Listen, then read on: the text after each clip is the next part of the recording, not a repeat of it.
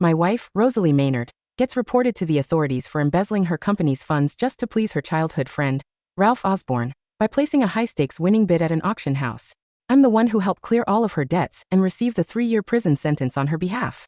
Rosalie promises me that she will cut off all ties with Ralph and stay devoted to me. But throughout my 3-year sentence, she never visits me at the prison. On the day I get released from prison, I bump into Rosalie at the hospital, who has just given birth to a baby. As she plays with the newborn in the crook of her arm, she tells the others, Vernon is about to get released from prison. The news of me giving birth must never get out. Otherwise, he'll definitely start a fight with me. I find it absolutely ironic, honestly. Not even a 3-year prison sentence can make a woman, who's never been in love with me in the first place, miraculously fall for me. This time, I don't bother making a ruckus. Instead, I choose to disappear from Rosalie's world entirely. Rosalie's best friend, Eva Lyon, said with a face full of worry, Rosalie, you can't keep something like this under wraps forever. Vernon is bound to find out about the baby sooner or later. Rosalie gently stroked the baby's cheek, utterly aglow with maternal tenderness. However, the words that came out of her mouth were ice cold. So what if he finds out? Even if he finds out, what can he do? He loves me so much that he even went to prison for me, so surely he can accept a mere baby. The only thing I'm worried about is him losing it and kicking up a fuss the moment he finds out. A chill swept through my entire body. She was right. I'd been madly in love with her. I'd been so in love with her that when she was reported because of another man, I willingly served a 3-year prison sentence in her place. I wanted to spare her from suffering. Looking back now, it was nothing short of laughable. The worry on Eva's face instantly dissipated. True, he was your devoted lapdog for so many years. Yet a moment later, something seemed to cross her mind, and concern washed over her features once more. Then what about you and Ralph? You promised to marry him. Just then, Ralph came out of the bathroom and fixed Rosalie with a look of hurt. Rosalie, are you abandoning me? Rosalie's heart instantly ached for him. She gently stroked Ralph's head and said softly, I would never do that.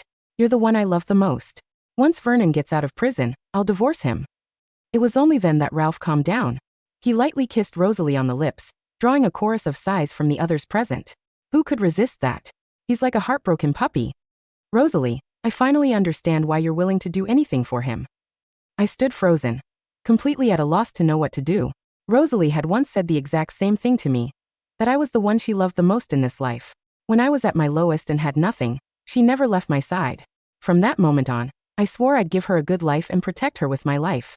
I did make good on that promise. However, somewhere along the way, her feelings changed.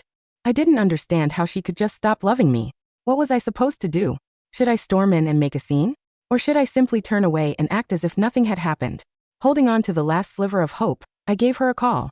Inside the hospital room, Rosalie glanced at her phone, then shut it off with undisguised disgust in her eyes. Eva, who was standing beside her, saw the caller ID and said with a smile, Why aren't you answering? Rosalie looked at Ralph adoringly. You saw how jealous he got just moments ago. Vernon must be out of prison. He probably wants me to pick him up. How can I go get him like this? I'll tell him I'm on a business trip abroad, and that'll be enough to brush him off. Ralph hugged Rosalie with a face full of smug satisfaction. This elicited another round of sighs from her friends nearby. Rosalie suddenly said with earnest seriousness, The person I've always loved is Ralph. If it weren't for the overwhelming public pressure back then when Vernon nearly died saving me, I would never have denigrated myself by being with him for so many years. I walked out of the hospital in a daze, and was suddenly stopped by a familiar voice. Vernon, is that you? It was one of Rosalie's friends, Harriet Kramer. A flash of astonishment crossed her face as she looked at me. When did you get out of prison? What are you doing here at the hospital? Though her voice was very soft, it still drew disdainful looks from passers-by. However, at this moment I couldn't care less about any of that. Just then my phone rang. Rosalie was calling. Vernon, are you out of prison? She asked in a calm voice. Yeah, I'm out. I replied quietly. Why didn't you tell me in advance so I could come pick you up? Harriet just said she ran into you at the hospital entrance. What are you doing at the hospital? A hint of panic crept into her tone on the other end of the line. I couldn't help but sneer inwardly. However, instead of exposing her, I simply replied flatly, I wasn't feeling well. Even through the phone, I could sense her relief on the other end. Then, go home and wait for me first. I'll come back once I'm done. I felt as if I'd been plunged into an icy abyss. Once, she would have been beside herself with worry even if I just coughed. Now she didn't care at all. I stood at the entrance of the villa. The housekeeper, Gretchen Fuller, was about to shoo me away. She only stopped when she recognized who I was. I'm sorry, Mr. Trevino. I didn't recognize you just now. I thought you were a beggar coming to ask for food. I shook my head bitterly. My appearance had indeed changed a lot over the past 3 years. However, just as I was about to enter, Gretchen blocked my way. I need to make a call to Mrs. Trevino. I was baffled. Since when did I need someone else's permission to enter a house I paid for myself? I ignored her and walked straight in. She suddenly raised her voice and loudly rebuked me. I'm just doing my job. Can you please show some respect for my profession? I was the one who'd hired Gretchen back then. She found herself unemployed when she became middle-aged, so she was deeply grateful to me. However, now like Rosalie, she had a change of heart too. I swallowed the lump of bitterness in my throat and came to a halt. It was then that Rosalie and Ralph returned together. Ralph's eyes gleamed with provocation the instant he laid eyes on me. You shouldn't blame Gretchen. After all, you just got out of prison. The fury I'd been holding back erupted all at once. I grabbed him by the collar and roared. If you hadn't been chasing thrills back then and insisted she bid past her limit at the auction, would she ever have resorted to embezzling company funds? And now you've stolen her from me too. What gives you the right? Seeing this, Rosalie slapped me hard across the face. Vernon, what madness is this? Back then, I was the one who insisted on bidding past my limit for Ralph. It had nothing to do with him. A searing pain spread across my face as I stood there, stunned. Back then, she'd cried pitifully before me, saying she didn't want to go to prison. She also promised that she would cut off all contact with Ralph from then on. I couldn't bear to see her go to prison, so I took all the blame for her. After throwing away 3 years of my prime, this was all I got in return. I looked at Rosalie. My eyes were filled with unwillingness to accept it at all. Rosalie, don't you have anything to explain to me? Back then, you said you'd cut off all contact with Ralph, but now you even have a child with him. Rosalie's face paled for a moment, but she quickly regained her composure. Since you already know, there's no point hiding it from you anymore. Ralph and I are indeed together. As she spoke, she intimately linked her arm with Ralph's. She seemed utterly indifferent to the fact that I was standing right in front of them. I felt as if my heart were being torn apart. Rosalie, do you have even a shred of a conscience? I roared. Rosalie glanced at her watch and said impatiently, none of this matters now. I need to feed our baby, Harper Osborne, now. Just then, someone brought Harper back. The sight of the 3 of them looking like a happy family made my heart go cold. As if suddenly remembering something, Rosalie turned back to ask me with concern. You're not feeling well, right? You look so pale. I'll have Gretchen make you some chicken soup later to build up your immunity. Her sudden concern made everything feel so surreal, as if everything that had just happened was a cruel prank she'd played on me. However, her next words instantly shattered all my unrealistic illusions. Ralph and I have thought it over. Since you served 3 years in prison on my behalf, you can keep living in this house. As long as you do a bit of housework here and there, we won't kick you out. Ralph chimed in from the side with feigned sincerity. We're only looking out for you.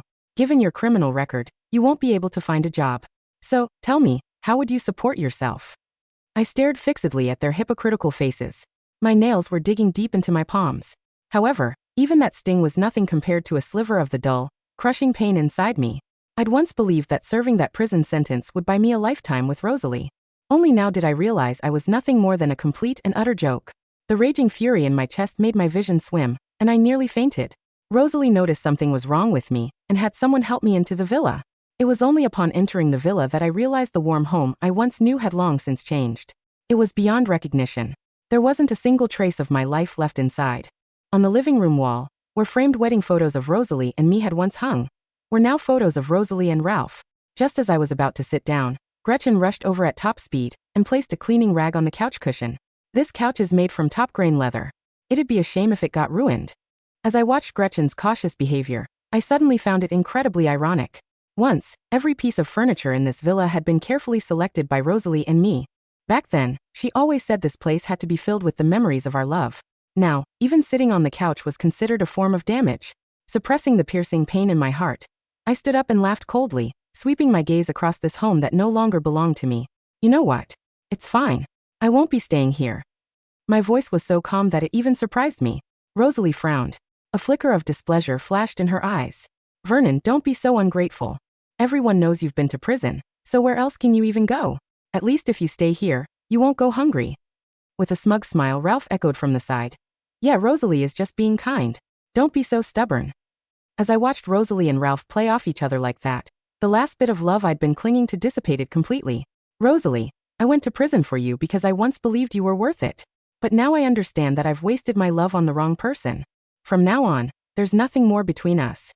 I spoke each word deliberately. Every single word was wrenched from the deepest depths of my heart. With that, I turned to leave. However, Rosalie blocked my path. Even if you won't stay here, at least eat something before you go. We don't want the neighbors seeing you like this and thinking we mistreated you somehow. I looked at my own haggard reflection in the mirror. A tumult of emotions churned inside me. Just then, Ralph came over carrying a bowl of food that looked on the verge of molding. I heard people in prison will eat anything. Gretchen hasn't finished cooking yet anyway. So why don't you eat this bowl of food first to tide you over? I let out a cold laugh. Ralph, you really think you're the man of this house now? Don't forget that everything here is mine. Even though my voice wasn't loud, it instantly silenced the entire living room. Ralph's smirk froze in place. It hadn't occurred to him that I'd rebuke him like that. Rosalie's expression turned grim as well. She hurried over and stood in front of Ralph. Vernon, what's with the attitude? Ralph was kind enough to bring you food, and you. I cut her off, pointing at the bowl of moldy food. Kind enough? So this is how you repay someone who went to prison for you. Rosalie's eyes flickered for a moment, but she quickly regained her cold indifference. Given how you look now, you should be grateful that we're even willing to take you in. Yet you're still being picky? Confronted with this utterly indifferent version of Rosalie, I was struck by a terrible thought that sent chills down my spine. In the end, I voiced the question that had been gnawing at my heart. 3 years ago, did the two of you conspire together to send me to prison? Rosalie panicked for a moment and handed Harper over to Gretchen. Ralph, however, laughed. Vernon, you really think too highly of yourself. If we had conspired, it wouldn't have been just 3 years. Why don't you take a good look in the mirror? The only reason Rosalie married you back then was because she felt indebted to you. I mean, come on, as if an ex-con like you could ever be worthy of Rosalie. Rosalie gently tugged at Ralph's sleeve, signaling for him to stop. However, her gaze clearly held tacit approval. I clenched my fists tightly, and my nails dug deep into my palms. At this moment, Rosalie slowly spoke up. We should let bygones be bygones. Dwelling on it endlessly is going too far. I hate this kind of petty-mindedness of yours the most. I let out a derisive snort. Was she really going to brush off 3 years of my life as if they meant nothing? That's enough. I'll give you some money to eat outside. As she spoke, she took $100 out of her bag and casually tossed it on the ground. Then the two of them looked at me with contempt, waiting to see me shamelessly crouch down to pick the money up off the floor. Ralph sneered from the side. Don't pretend you're above taking money at a time like this. $100 is enough to feed you for days. I was in no mood to pay him any more attention. Instead, I simply cast a cold look at Rosalie and said, let's get divorced. The silence in the grand living room of the villa was different from the silence in the cell block. In prison, the quiet was always thin, interrupted by the distant, rhythmic clanging of iron doors and the heavy, wet cough of the man in the next bunk. Here the quiet was thick, smelling of beeswax, lavender polish, and the cold, flat scent of the air conditioner. Rosalie did not look at the $100 bill lying on the Persian rug between my boots. She stood with her arms crossed, her fingers lightly tapping against her cashmere sleeve, her eyes fixed on the silver-framed photo of Ralph holding the baby near the fireplace. Divorced? She asked. Her voice wasn't loud. It had the dry, level tone of a woman who had spent 3 years managing her father's shipping firm without a single strike or regulatory fine. Vernon, don't be ridiculous, she said, her head turning slowly to face me. You've just come out. You have no references. Your name is on the state registry for corporate fraud. If we file the papers now, the registry will flag your name, and you won't even be able to open a bank account in this city. The papers are already drafted, Rosalie, I said. I reached into my inner pocket, the one inside the cheap, heavy denim jacket the prison discharge office had handed me that morning, and pulled out a single, folded sheet of paper. It was a standard mutual consent dissolution agreement. I had written it myself on the small wooden desk in the prison library, using a black ballpoint pen that had run dry twice before the signature lines.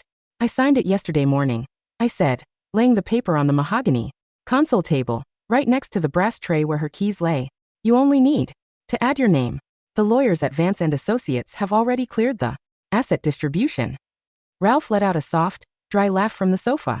He was still holding the bowl of cold food, his fingers caked with the grease of the mutton curry Gretchen had prepared. Vance and Associates? Ralph scoffed, his eyes scanning the cheap paper. Vernon, those are the top corporate attorneys on LaSalle Street. Their retainer is $5,000 an hour. Where would an ex-con get the money to buy their signature? They were my father's attorneys, Ralph, I said. The room went dead silent. Gretchen, who was standing near the kitchen door with the baby's bottle in her hand, froze. Her mouth opened slightly, her eyes darting from my face to the white paper on the console. Your father? Rosalie asked. Her brow furrowed, a small, sharp line appearing between her eyebrows. Your father was a clerk at the rail yards, Vernon. You told me. My father was the primary shareholder of the Trevino Group, I said, my voice flat. He retired to the rail yards because he liked the sound of the engines. When he died, he left the trust to me. But I didn't want the millions, Rosalie. I wanted you. I wanted to see if the girl who had stayed with me when I was a broke logistics clerk would still be there if the shelf went bare. I looked at the silver-framed photo on the mantel. You stayed for 2 years, I said. Then Ralph wanted a yacht. Rosalie took a slow step back, her gold silk pumps catching on the edge of the Persian rug. Her face had gone entirely white, not the pale, tired white of her maternal exhaustion, but the translucent, grayish white of lard. No, she whispered. No, Vernon, you're lying. The embezzlement. You took the blame because you were the one who signed the transfer orders. I signed them because your father's firm would have been liquidated by the federal auditors if the $5 million hadn't been cleared from the books. I said. I used my family's trust to buy the debt, and then I took the plea to keep your name off the indictment. I thought 3 years of my life would buy us a clean slate. I turned my back on her. The house is yours, Rosalie, I said, my hand on the brass door handle. I've already signed the transfer deed. Ralph can have the leather sofa. But the company, the Maynard Holdings, the board of directors has called a meeting for Monday morning. Vernon, she screamed behind me, her voice rising into that wild, high-pitched panic I had heard in the hospital hallway. Vernon, wait. I didn't wait. I opened the heavy solid wood door, stepped out into the cold, gray sleet of the Chicago autumn, and let the lock click into place behind me. The office of the Trevino Group was located on the 64th floor of the Stone Container Building, a glass castle that overlooked the gray, icy waters of Lake Michigan. The reception lobby was silent, the only sound the low, rhythmic hum of the air conditioning and the soft click-click-click of my attorney's mechanical pencil on his legal pad. I sat in the high-backed leather chair, my denim jacket gone, replaced by a dark, gray wool overcoat that had been kept in the corporate vault for 36 months. My hair had been cut, my chin scrubbed clean of the prison stubble, but my hands were still rough, the skin around my knuckles split and calloused from the laundry duty at the correctional facility. The Maynard audit is complete, Mr. Trevino, the attorney Miller said, laying a thick blue folder on the table between us. The outstanding debt to our subsidiary is $12 million. Under the terms of the 2021 restructuring agreement, we have the right to request immediate liquidation of their inventory if the interest is more than 30 days in arrears. And the interest? I asked. It's 45 days in arrears, Miller said.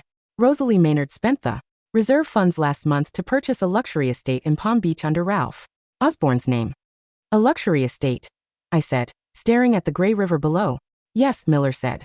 And the baby, Harper Osborne, the birth registry was filed using your surname, Mr. Trevino. She registered you as the legal father to secure the trust's educational benefits. I let out a soft, dry laugh, a sound that was so quiet, so flat, that it was swallowed by the hum of the AC before it could reach the secretary's desk. Outside. The benefits, I said. The $30,000 annual tuition grant. Yes, Miller said. But the legal department has already filed the paternity challenge. The court will have the DNA order signed by noon tomorrow. Good, I said. And the meeting? The Maynard board has been notified, Miller said. They're currently sitting in our executive conference room. Rosalie Maynard has been there since 8. Let her sit, I said. I opened my laptop. The transaction logs from Maynard Holdings were still clean, but the public registry of corporate directors had already undergone a sudden, silent shift. My name, Vernon Trevino, had been restored to the primary board of the parent company. Below it, there were dozens of panic-stricken emails from the Maynard shareholders, begging our trustees for a temporary suspension of the audit. Is it true Vernon is the sole heir? The Trevino Group holds 80% of our commercial paper. If they call the loan, we're bankrupt by Friday. Who's the guy who took his place? Ralph Osborne? The clerk who was fired from the dry docks. I closed the laptop. Let's go, Miller, I said. I have an invoice to deliver. The executive conference room of the Trevino Group was a 30-foot slab of gray basalt, polished until it reflected the ceiling lights like a dark, frozen pond. The members of the Maynard board sat in the low leather chairs, their faces pale under the fluorescent lights, their folders open on the basalt table like dead leaves. Rosalie sat at the head of the visitors' table. She was wearing a simple, dark gray wool suit, the one she had worn during our tax hearings 3 years ago. Her face was pale, her hair slightly messy, and her eyes were fixed on the door with a wild, desperate intensity. Beside her, Ralph sat with his sleeves rolled up, his hair slicked back with fresh pomade. He looked like a man who had spent 48 hours trying to read a foreign language in a dark room. Mr. Trevino, the oldest Maynard director, Franklin, said, standing up as I entered the room. Thank God you're here. There's been a massive misunderstanding. The bank, they've frozen our operating account, they said. The Trevino Group called the secondary bond. I walked to the head of the basalt table. I didn't take off my overcoat. I stood with my hands in my pockets, my gray eyes scanning the table, my gaze resting on Rosalie's face for 3 seconds before I looked away. It's not a misunderstanding, Mr. Franklin, I said. The secondary bond was backed by the personal guarantees of the Maynard family. When Rosalie Maynard transferred $800,000 of the company's operating cash to a private trust in Florida, she violated Section 4 of the debt agreement. The bond has defaulted. Vernon, Rosalie cried, standing up, her fingers clutching the edge of the basalt table. You can't do this. The company, it's my father's legacy. He spent 40 years building this firm. Your father spent 40 years building a firm that relied on my family's steel mills, Rosalie, I said. And you spent 3 years letting your childhood sweetheart buy luxury cars with the tax reserves. I didn't. Ralph shouted, standing up and pointing a finger at me. Vernon, you're an ex-con. You're trying to extort us. I'll have the police. The police are currently at your villa in Lakeview, Ralph, Miller said, stepping into the room with a thick blue folder. They're serving the seizure warrant for the top-grain leather sofa. And the Maybach in the garage? It's already been loaded onto the flatbed. Ralph's face went entirely white, not the pale, tired white of his arrogance, but the bloodless, translucent gray of wet clay. The Maybach, he stammered. The lease was in my name. The lease was paid with an operating check from Maynard Holdings, Miller said, his voice flat. That's corporate embezzlement, Mr. Osborne. The state attorney's office has already signed the indictment. He looked at Rosalie. And your father's house in New Jersey? Miller asked. The one with the green lawn. The mortgage was backed by the Trevino Group's secondary guarantee. When Vernon withdrew his signature yesterday morning, the bank called the note. Your mother has until Friday to clear the rooms. Rosalie slowly sat down. She looked at the basalt table, then at her own trembling fingers, and then she looked at me with eyes that were wide, dark, and completely empty of the love she had once pretended to have. Vernon, she whispered. Please. The baby. Harper is only 3 months old. If you bankrupt us, where will we go? You have the $100 I left on the floor, Rosalie, I said. I believe. Ralph said it was enough to feed you for days. The house on Lakeview Drive was empty by Friday afternoon. The movers had taken their things, the gray crib, the used toys, the 5 boxes of designer clothes Ralph had bought with the company's interest, leaving the room smelling of lemon polish and the cold, damp wind off the lake. I stood in the master bedroom, my coat buttoned to my chin, looking at the keys lying on the marble counter. The key to the digital lock, the one Gretchen had used to bar my entrance, was sitting in a small, white plastic dish next to the empty ring box. Vernon. Rosalie was standing in the doorway. She didn't have her cashmere coat on. She wore a cheap, heavy nylon jacket that looked too large for her shoulders. Her face was pale, her eyes hollowed out and surrounded by dark, yellow bruises from the lack of sleep. The board, she said, her voice carrying the dry, muffled rattle of a woman who had spent 30 hours shouting into a phone. They've accepted the liquidation. The bank, they're taking the office building next week. I know, I said. I signed the clearance. Where will we go, Vernon? She asked, taking a slow step into the hallway, her hands in her pockets, her fingers twitching. My mother. She's in a motel near the turnpike. Ralph's parents, they won't take us in. They said. He's a disgrace to the family. Ralph has his Florida estate, I said. The one in Palm Beach. The state took it, she sobbed, her head dropping against the wooden doorframe, her shoulders shaking with a dry, quiet sob. The receiver said it was bought with stolen capital. They're selling it at an auction on the county steps next month. I looked at her face, at her dry lips, at her pale cheeks, and at the lack of any anger in her eyes. 3 years ago, I said, I came to this room because I believed in your promise. I stayed in a 6x8 cell for 36 months while the mold grew on the walls. You told me then that I was the only one you loved. You are, Vernon. No, I said. If I were the only one, you wouldn't have let Ralph throw that $100 bill on the floor. You wouldn't have called me a devoted lapdog in front of the people I had spent 3 years carrying. I took my suitcase handle. Please move your things from the kitchen before Friday, I said, walking past her into the corridor. The new owner has a large truck. They'll need the space. Vernon, she screamed behind me, her voice rising into that wild, high-pitched panic I had heard in the hospital corridor. Vernon, wait. The baby. Harper. She's your niece. Your brother. My brother died 10 years ago, Rosalie, I said, not breaking my stride. And he didn't leave his name to a clerk from the dry docks. The heavy solid wood door of the villa clicked open, the cold winter wind off, the lake rushing in to fill the hallway with the smell of wet earth and dry leaves. I walked out, my boots silent on the concrete, the heavy door closing behind me, with a soft, clean thud of air.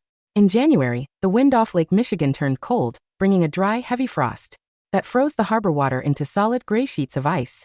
I sat on the wooden deck of the lakefront restaurant, a cup of hot black coffee in my hands. My personal phone was sitting on the glass table beside me, its screen clean and dark, the battery indicator showing 95%. I opened my email. The first message was from Miller. The court has signed the final dissolution papers, Vernon. The Maynard Holdings assets have been fully integrated into the Trevino Group Trust. The liquidation is complete. You are clean. I deleted the email. I looked at my hand, my left ring finger, where the platinum band had sat for 5 years. The skin was still slightly pale, but the tan had mostly returned. The smooth, dark skin showing no sign of the mistake I had made. A text came through from an unknown number. It was a photo of a small, 2-room flat near the turnpike in Joliet. Rosalie Maynard was standing by the window, her new baby wrapped in a cheap, yellow blanket in her arms, her face pale but her eyes calm as she looked at the camera. The text read, "We're out of the villa. Ralph is in the county jail. The house was sold yesterday. Thanks for the $100, Vernon." I didn't reply. I deleted the photo, blocked the number, and threw the phone into my pocket. The wind off the lake was sharp, carrying the scent of pine needles, wet sand, and the distant, clean winter. I took a sip of my coffee, turned my back on the gray water, and walked into the warm, silent light of my own house, finally free and finally home.